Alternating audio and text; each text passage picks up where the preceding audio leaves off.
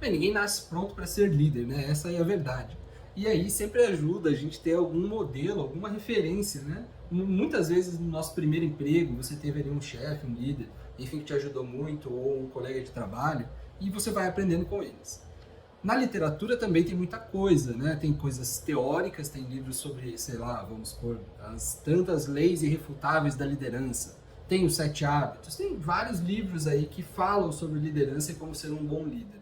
Agora, hoje eu vou trazer para vocês um livrinho pequenininho para quem está começando na carreira ou para quem quer dar uma melhorada no seu gerenciamento de pessoas. Eu acho que esse livro é bastante interessante. Primeiro porque ele é fácil de ler, ele é uma historinha e dá para a gente aprofundar muito, dá para a gente tirar muitos ensinamentos importantes desse livro. Não sei se você já ouviu, mas o livro de hoje é O Gerente Minuto. Então, o que é a base do livro ali, né? Basicamente, a gente tem 3 hábitos que são os pilares de uma boa gestão, de uma gestão minuto. Então, o livro vai trazer, né, o Kenneth Blanchard, Kenneth Blanchard, enfim, o autor, ele vai trazer ali 3 hábitos que não devem tomar muito tempo. Então ele chama gerente minuto, exatamente porque cada uma dessas rotinas deveria levar cerca de 1 minuto. O conceito é que gerenciar pessoas não é para ser uma coisa trabalhosa, custosa e nem que demande muito tempo. Se você é dono de empresa, se você é um gerente, se você tem algum funcionário que está começando nessa trajetória de liderança, esse vídeo vai ser muito interessante para ele e para você também, claro. Você vai conseguir ter mais resultado com menos desgaste. Muitas das coisas que a gente vai falar hoje, as pessoas sabem, mas a gente precisa sempre estar relembrando e principalmente aplicando no nosso dia a dia. A gente falou lá no vídeo do mito do empreendedor sobre as franquias de negócio formatado, né? Eu venho falando muito que o dono da empresa, o gestor, ele precisa se libertar do processo. Bom, hoje a gente vai ver algumas ferramentas para vocês colocarem na caixa de ferramenta aí do seu gerenciamento. O gerente minuto, ele vai funcionar como um sistema que tem 3 pilares. Um deles são os objetivos minutos, o segundo são os elogios minutos e o terceiro as repreensões minutos. Tá bom? E quem que eu sou, né? Quem sou eu? Bom, muito prazer, para quem não me conhece, eu sou Ronaldo Camargo. A grande maioria das pessoas que veem meus vídeos não são inscritas no canal, então se inscreva aqui no canal, dê o seu joia, deixe um comentário se você achar que é relevante, que é interessante, eu vou ter o maior prazer aí de te responder. Eu estou sempre falando aqui no canal sobre melhoria de processos, melhoria de gestão e um pouco de desenvolvimento pessoal, tá bom? Então, o que eu gostei desse livro é que, igual a Meta é uma história, esse livro também é uma história. É uma história mais didática, a Meta é um romance, né? Um romance corporativo, um romance empresarial. Talvez tenha sido o primeiro desse perfil de livros, mas o Gerente Minuto ele também tem um pouco disso. Ele não é um romance, ele vai ser mais para uma fábula. Então, o livro começa com um jovem né, que está buscando algum lugar para ele trabalhar, ele quer trabalhar com algum gerente que seja diferenciado, que seja bom, né, que tenha uma gestão boa. E ele vai procurar no seu lugar ali, onde ele tem acesso, e ele vai ter dificuldades de encontrar um bom gestor. Ele vai encontrar gestores que são muito focados em resultado e que são pouco humanos, né, entre aspas, que é aqueles carrascos, né, que só querem esmagar e pressionar os funcionários e não estão nem aí com a parte pessoal, não são empáticos. E ele vai encontrar também gestores que são só humanos, que não estão muito nem aí para a empresa como um todo, né? Como se o funcionário ganha e a empresa perde. No fundo, a equipe desses gestores bonzinhos gosta muito dele, mas a diretoria já tem lá os seus pés atrás e vê ele com uma certa ressalva, porque no fundo ele não entrega resultado. O carrasco, a diretoria pode até gostar, mas a equipe não gosta e também no fundo ele não entrega resultado. Então o mais comum que a gente vê por aí são esse tipo de gerenciamento, essa dicotomia, né? Eu devo focar em resultado ou em pessoas.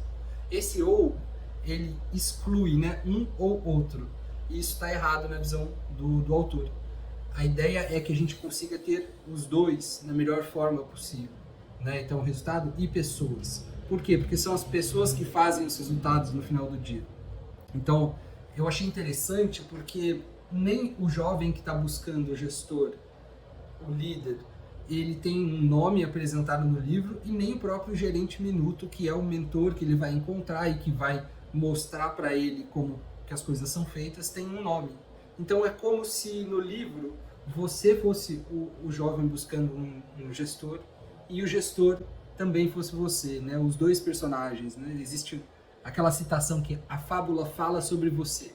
Então é uma jornada pessoal, é um Kaizen pessoal ali de gestão, né? O jovem que se transforma em um gerente minuto. Pronto, a gente já tem o nosso enredo. Então ele vai atrás até que ele chegou nesse gerente minuto, e o gerente minuto vai explicar um pouco das coisas para ele. Só que ele não vai necessariamente só explicar, ele vai também mostrar, né? Tem até aquela passagem do Evangelho que Jesus Cristo pergunta, né, para os apóstolos, fala: pessoal, quem que eles dizem que eu sou? E o gerente minuto faz um pouco disso pro jovem, né? O jovem tem várias perguntas, várias dúvidas, e ele fala: quer saber? Vai atrás da minha equipe, marca com eles e vê com eles como é que funciona. Por quê? Porque o resultado da gestão está nas pessoas, não está necessariamente no gestor. O gestor, ele é o catalisador disso tudo. Claro que uma boa gestão gera um processo bom, mas não é sobre o gestor, é sobre a pessoa, é sobre os resultados, é sobre a empresa. Então, o gerente minuto vai apontar isso para o jovem, né? Vai falar assim: vai atrás da minha equipe e vê com eles. Eles vão poder te falar melhor.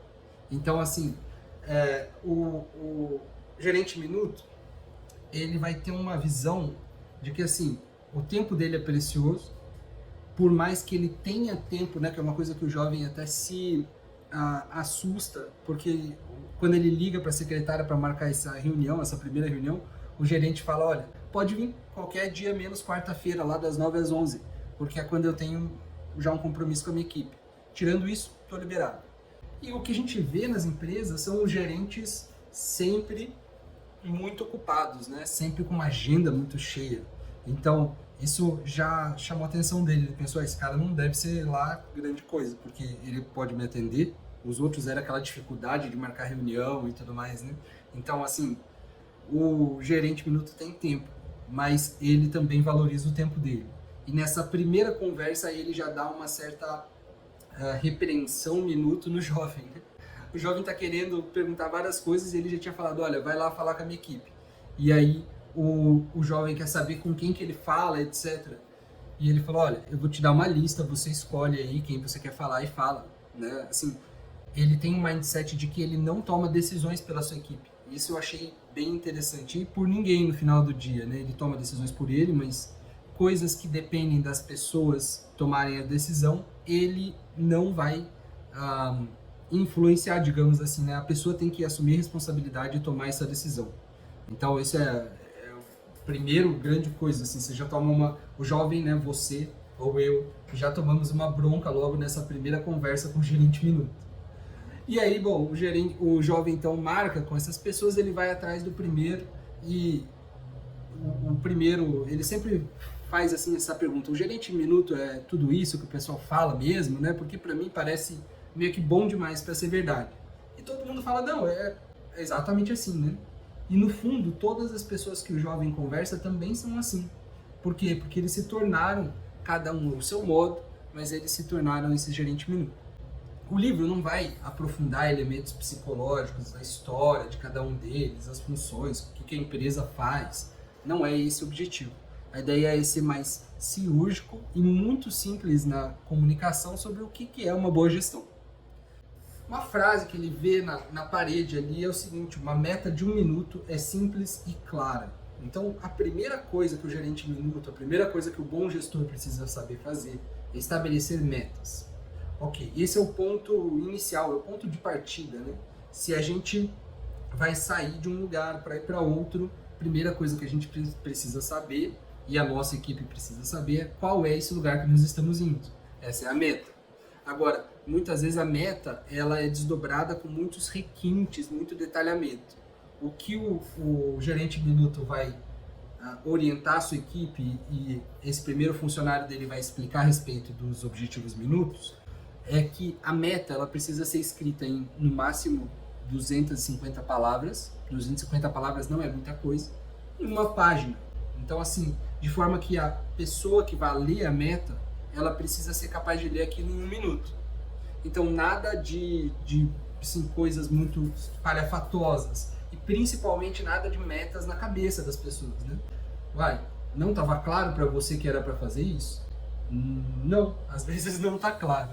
Então, assim, o gerente ele precisa ser capaz de formalizar junto com a sua equipe quais são as metas. Como ele vai formalizar? Em uma página.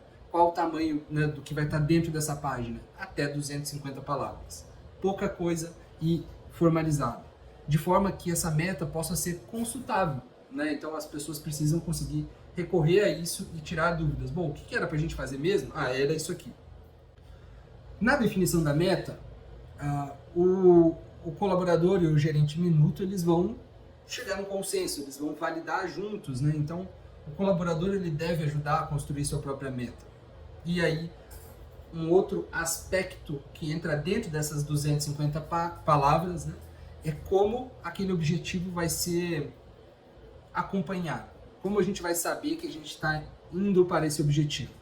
Então, basicamente, as pessoas elas precisam ter um objetivo e elas precisam saber como o resultado do trabalho delas vai ser mensurado. Porque, às vezes, a gente coloca uma meta que é muito pouco específica, um pouco mensurável, né? É preciso melhorar a satisfação do paciente. Tá, e como a gente vai medir? Vai ter um NPS? Vai ter um indicador? Como vai ser feito isso? Então, primeira coisa, saber para onde ir. E segundo, saber se eu estou indo para lá. E aí entra um outro aspecto que é interessante, né, que o gerente minuto mostra para o jovem, que é o seguinte: as pessoas que produzem bons resultados, elas sentem-se bem consigo mesmas. Então todo mundo, ou a grande maioria das pessoas, eu falei muito isso nos vídeos ali do Se Disney Administrar Seu Hospital, né? As pessoas elas querem fazer um bom trabalho. E fazer um bom trabalho é motivo de satisfação para todo mundo. Então a gente precisa que o engajamento seja da pessoa e que ela consiga ver o seu engajamento refletido na mensuração do trabalho dela, né? Quando a pessoa tem essa clareza, tem o propósito, o objetivo, e a gente está acompanhando, bom, o engajamento, a motivação, ela já está meio caminho andado, né? A motivação não vem de fora, não vem como uma pressão externa que a gente fica fazendo para o funcionário render mais. E até, assim, muita gente pensa o contrário, mas até a motivação financeira, ela é em segundo plano. Porque se a gente ficar motivando o funcionário, colocando uma cenourinha de R$ 50 na frente dele para dar uma bonificação, por exemplo, isso aí é uma motivação a um nível mais baixo. A pessoa se motiva mesmo quando ela entende o esforço dela, quando ela entende e tem a satisfação de ver que o trabalho dela deu algum fruto. Esse propósito compartilhado gera mais energia da equipe. E é uma energia mais serena, né? Não é uma energia daquele pico de esforço, por exemplo, de uma equipe de vendas no final do mês, que trabalhou ali no dia 30 e 31, batemos a meta, agora dia 1º, dia 2 a gente fica mais tranquilo. Não, é um sistema que é mais contínuo mesmo, mais harmônico, né? Até mesmo no Lean, isso é uma coisa que a gente prega muito, né? A gente não quer ter uma superprodução e depois parar, ficar ocioso. A gente quer ter um balanceamento do esforço. Então o objetivo ele entra muito nesse sentido. E aí tem gerentes, claro, que vão ter dúvidas sobre como estabelecer os objetivos. E segundo, vão ter dúvidas sobre como comunicar e como acompanhar essa gestão das pessoas através dos objetivos, né? O que o gerente minuto traz para o jovem é assim: cada minuto que eu invisto nas pessoas é o meu melhor investimento, né? Então, o gerente ele tem esse papel de investir o seu tempo nas pessoas. Por isso que o gerente minuto está sempre aberto para as pessoas. Agora, investir o tempo não quer dizer ficar falando a mesma coisa sempre. O gerente minuto deixa isso bem claro. A gente está lidando com profissionais, com pessoas que estão interessadas e são capazes de entender alguma coisa que é dito e seguir em conformidade com aquilo. Pronto. Então, assim, basicamente, esse pensamento de investimento nas pessoas é exatamente o PDCA da gestão, né? A gente sai daquele olhar para não tenho tempo de treinar as pessoas, o meu time, para treinar o meu time é a coisa mais importante que eu tenho a fazer. O resto eu faço se der. Do ponto de vista de um gerente, esse deveria ser o mindset. E é exatamente o que o pensamento Lean vem fazendo, né? A gente olha lá que antes o pensamento Lean ele estava muito focado em just-in-time, Kanban, Andon, Pokayoke, etc. E hoje os pensadores Lean, aí, principalmente o Mike Rotter, né? Ele vai falar muito do Toyota Kata. Ele vai falar do Kata, que é o que? A gente treinar os nossos movimentos, treinar os nossos hábitos de uma maneira deliberada e consciente. Então, assim, vamos lá, para fechar essa questão do objetivo. Meta clara, ela vai evitar retrabalho, ela vai evitar conflito e ela vai trazer motivação. Pronto. Hoje mesmo, né, você pode experimentar definir essa meta. Defina uma meta. Ah, eu preciso definir meta para tudo? Para todas as iniciativas? Não, claro que não. A gente pode fazer um Pareto, né? A gente tem ali o 80-20. Então a gente tem metas que são mais importantes, que são crucialmente importantes, né? Como diria o 4DX. Então essas metas são essas que a gente precisa formalizar e escrever. As outras vêm meio que na operação, no dia a dia. Agora essas metas sim, defina essa meta. 250 palavras, uma página. Escreva, formaliza, valida com a sua equipe. Ou com o seu gestor, com o seu líder, né? A gente viu o primeiro objetivo. Claro que para o gerente conseguir desenvolver e ter as metas, ele precisa ter uma clareza boa sobre o que é importante. Ele precisa fazer esse 80-20. O que minha equipe tem que entregar? Ele tem que conseguir priorizar e categorizar. Mas esse é outro assunto para outro livro. Vamos lá, o segundo segredo, ele trata isso no livro, né, em segredos. É como se fosse um segredo que todo mundo conhece, mas que pouca gente aplica. Essa é a verdade, né? Então, segredo. Segundo segredo, segundo hábito, elogios minuto. Então, na visão do gerente minuto, é o seguinte, e ele vai falar isso com outra pessoa, né? Então, ele falou com o objetivo minuto, falou com um funcionário lá do gerente minuto, ele vai falar com outro. E a pessoa fala para ele que o gerente minuto, ele fica sempre querendo achar algum motivo para te elogiar. Então ele fica tentando te pegar numa situação que você entregou um bom trabalho e que ele possa fazer um elogio sincero. O que é uma mudança de paradigma grande, né? Que geralmente os gerentes, eles ficam na moita, eles te largam ali para os leões e se você fez alguma coisa de errado, ele vai lá e te cutuca, né? Ou te dá um feedback, um feedback. E é o contrário do que o gerente minuto pratica. Então ele está sempre querendo pegar a pessoa fazendo uma coisa certa, fazendo uma coisa bem feita e elogiar ela por isso. Né? Então, assim, o gerente minuto ele vai ajudar as pessoas a atingirem o seu pleno potencial. Um pouco daquela ideia da psicologia positiva, né? De que vale muito mais a gente reforçar uma atitude positiva do que a gente repreender uma negativa. O líder tradicional, ou os líderes por aí, eles vão dar aquele feedback quando muito, nem toda empresa tem, a maioria não tem, mas só naquele feedback formal, no momento da avaliação de performance, anual, semestral, enfim. E isso é tarde demais. Então, se o gerente consegue pegar na hora, né, logo após um comportamento positivo, ele já reconhece e ele elogia com especificidade, tá? Dizendo exatamente o que foi feito certo. Porque às vezes a pessoa fez, mas ela fez um monte de coisa e ela nem sabe direito o que ela fez de certo. Então o gerente precisa conseguir capturar isso, falar, você fez certo isso. E ele precisa demonstrar quanto aquilo foi positivo para a equipe, quanto aquilo influencia a empresa, quanto aquilo foi positivo para o gerente e para a própria pessoa. Então, um ponto importante aí que a gente está falando é sobre os comportamentos, né? No livro traz um pouco disso. Tem lá uma conversa, uma discussão sobre problemas. E ele fala assim, um funcionário chega para o gerente minuto, ele está contando isso para o jovem, né? Mas ele disse que chegou para o gerente minuto com um problema e o gerente minuto perguntou para ele, tá, mas o que você quer fazer? O que a pessoa deveria ter feito? E ele fala, não sei. Ele fala, enquanto você não souber o que o seu funcionário deveria ter feito, ou o que o processo deveria ter feito, ou como as coisas deveriam acontecer, você não tem, de fato, um problema. Você tem um sentimento, você tem uma emoção, você tem qualquer coisa, mas o problema, ele é quando existe um padrão a ser seguido, que as coisas deveriam acontecer, e esse padrão não foi seguido. Ou não existe um padrão, mas existe uma ideia sobre como as coisas deveriam ser. Isso é um problema. Quando o gerente minuto vai fazer um elogio, ele tem na visão dele o que é uma coisa boa. Isso é um pressuposto. Assim como a priorização é um pressuposto do objetivo minuto, aqui a gente tem que ele tem uma mentalidade, ele tem um mindset, né, sobre o que é um trabalho bem feito, uma entrega bem feita, ou melhor, um comportamento bom. Então ele vai falar muito isso, né, que a gente precisa desvincular o comportamento da pessoa em si, né? Porque aí você vai conseguir tanto elogiar, tem pessoas que têm uma dificuldade tremenda de elogiar. Parece que tira um pedaço dele se ele falar que foi muito bom. E tem pessoas que têm dificuldade em repreender. Isso tudo é por quê? Porque a gente ligou, a gente uniu, fundiu o comportamento com as pessoas. E essa visão para o gerente minuto não é adequada. A gente precisa conseguir separar um do outro. Então, fazendo isso, você vai conseguir demonstrar, né, a confiança que aquele comportamento vai ser continuado. Né?